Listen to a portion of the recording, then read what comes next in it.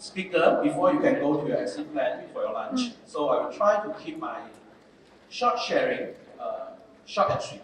Okay? There's a pointer, right? Okay. Yeah, so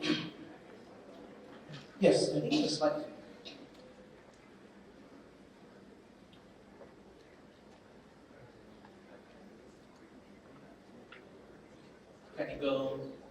Technical issue, right? Okay, so never mind. Let me first starting by introducing myself. My name is Dr. Daniel Lui. I'm not a clinician. I'm a PhD in genetic and proteomics. And after graduate, I venture into the field of regenerative medicine. And of course, you'll be thinking, why someone with a research background in regenerative medicine is giving the sharing today? In this hall today, we start with Prof. Mushari, a very good collaborator of mine. We start from aesthetic and to the previous speaker, Prof. Modi. We share about how to build clinics, how to build a career in aesthetic, right? But eventually, we see that RegenMed plays an important part in aesthetic as well. So even last year, I was starting to teach in the MED program and establish a chapter on how RegenMed should be used in aesthetic. Okay, so of course, I'm not to share about aesthetic today. Before we start, let me put on some disclaimer. The few disclaimer is that whatever logo you see appear in my slide, I'm not here to promote or criticize them. It's just an example that I obtained through an open platform, YouTube. Okay, so of course, let's start. And yeah.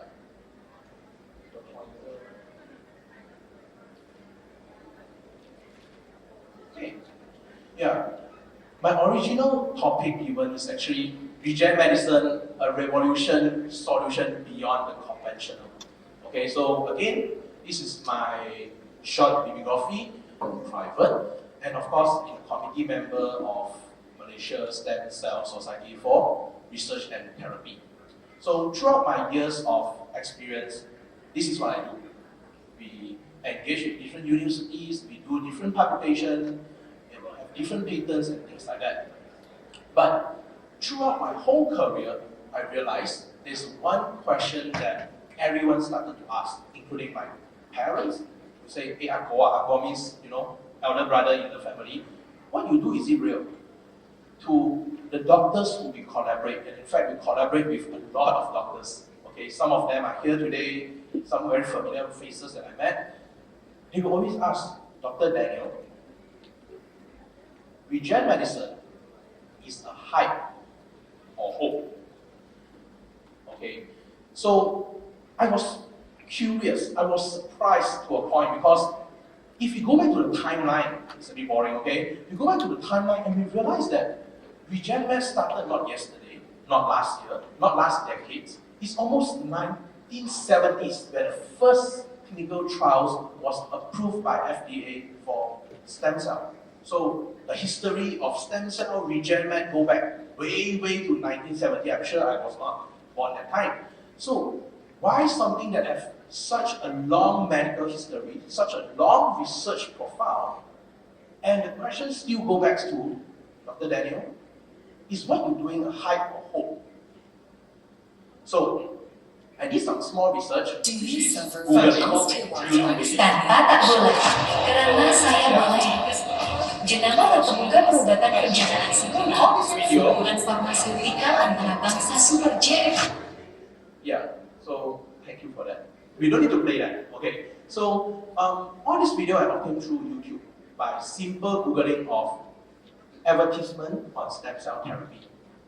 Of course, I'm not here to criticize which advertisement is good, which advertisement is educational, which are over-promising. But in fact, one of the main reasons I feel that why people think that RegenMed is and hype, in fact, of a hope, is because of the wrong publicity, over-promising, where now it will cause the clinician, the patient to drift their focus from the evidence-based to testimonial-based, from research-based into testimonial-based again, or even in aesthetic, it will be before-after pictures. which in my experience can be easily modified using Photoshop. So I dig deeper. In fact, when we look at clinical trials worldwide, and this is the data which I'm able to obtain from, it ended 2018, we see over 900 clinical trials for different diseases. I'm sure this is not a hype, because researchers, hospital, doctors from worldwide actually believe in Regenerative and we started clinical trials. How about something more recent? Okay, we talk about exosomes. Okay, we talk about the secretion of cells. Some call it the essence of cells. Some call it the communication signals of cells and things like that. You can see that the trend is building up, and I'm sure that this is not a hype. It's because researchers, again, clinicians, hospitals worldwide come to realize that there is a potential in stem cells, in exosomes, so they run the clinical trials. So, I will share you a few cases here. And of course, before I go into my cases, despite there's no recording, I will still need to give credit to Mr. Abu from Hospital Penang, Dr. Chua from Gleneagles, as well as Dr. Romeo from St. Luke Hospital, Philippines, because they enable me to share this. So this is one of my scariest and happiest moments in my life, where this is the first time I've been in an OT, it's a cardiac OT, where in that day, we are actually preparing PRP injection in an open heart intramuscular injection. So I'm not sure why the video is not playing, but yeah, the middle part is a video that how the surgeon inject PRP into the heart to prevent bypass from relapse, to prevent inflammation happen in the grafting of the blood vessel. And in another side, when I go shopping with my wife, I realized that people will just put on PRP in 99 ringgit, free trial, buy 10, free 2. Then my wife said, wow, you drive all the way to Penang to do something for 99 ringgit. I said, no, it's very different. Okay, what they are advertising is for aesthetic and how they spin and the scientific get into it, talking about GMP, talking about spinning, evidence, then my wife continued shopping as usual. So, but of course, we are so used to PRP for aesthetic, PRP for OA, and the price range from 99 ringgit to 2,000, 3,000 ringgit, and over advertising it. But actually, Regenerative itself can use more beside of aesthetic. It can be used for cardio, and this is an official approval from the Ministry of Health to use it. And in fact, it's the first case. Second, of course, you can't see this is too small. This is in fact a collaboration with St. Luke Hospital in Philippines, where exosomes, we collaborate with them, is used to treat kidney failure, chronic kidney failure. So you see that, of course, this is the Dr. Romeo, which I mentioned in my acknowledgement earlier. So he texted me, and he said that, I replied, that previously the creatinine level, I remember, is around 8. He said, yes, brother, and by the way, Philippines calls everyone brother, okay? So, yes, brother, it's 8. So after, then of course, he's starting to ask, can exosome be mixed with sodium chlorides and things like that? But eventually, we see the result is now 1.23. So it's an improvement. So, while there's over promises in a lot of advertisement, people forget that how hard is it to monitor or to use Regenerative in proper medical treatment. And of course, the last one, this is something happened in Malaysia, Gleneagles, where again demonstrate how actually Regenerative can be used to help a sepsis patient. So you can see from here, the patient is planning for amputation, both palms and legs. And then, of course, after months of follow-up,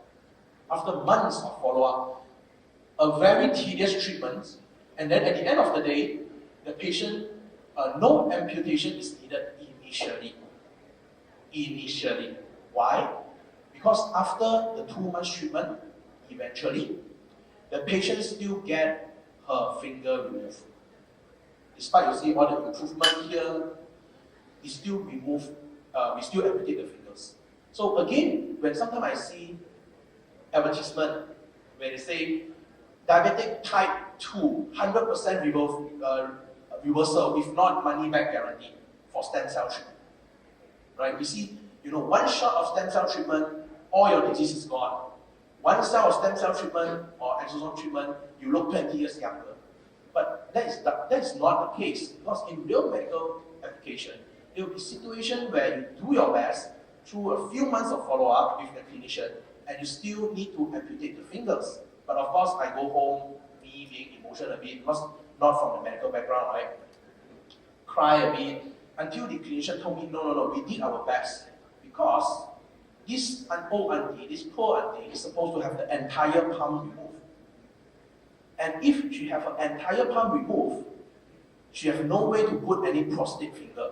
I know there's an AI move outside. Maybe if that time we have that technology, it would be great.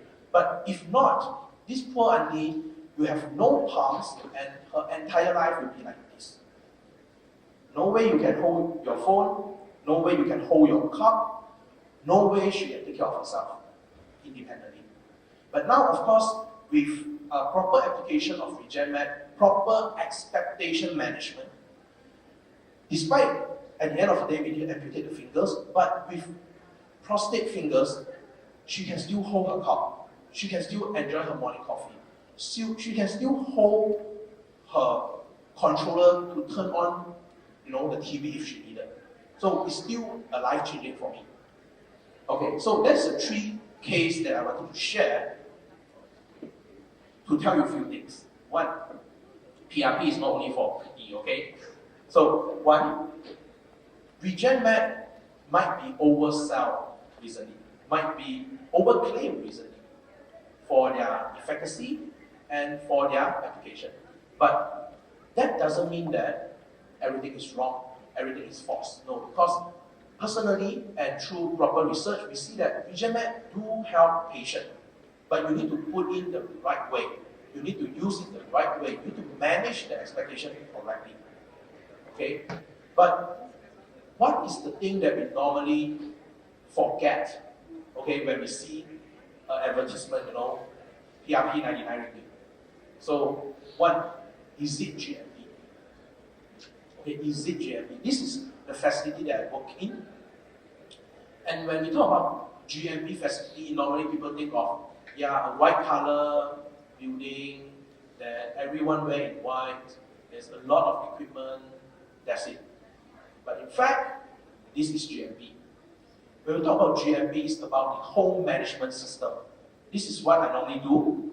We start from handling consumables, we start from putting up SOP.